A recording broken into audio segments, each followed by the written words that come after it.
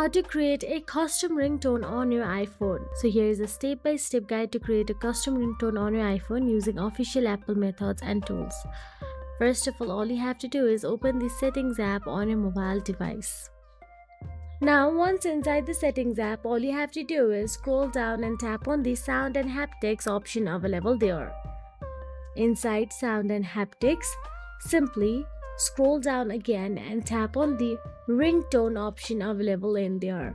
Once you tap on the ringtone, you will get to see various options available there. But if you do not prefer any of them, then all you have to do is tap on the tone store option available there. Once you tap on the tone store, you will be navigated to your iTunes. And once inside the iTunes, all you have to do is scroll and look for the ringtone you prefer, and this is how you can set your custom ringtone. So that is it.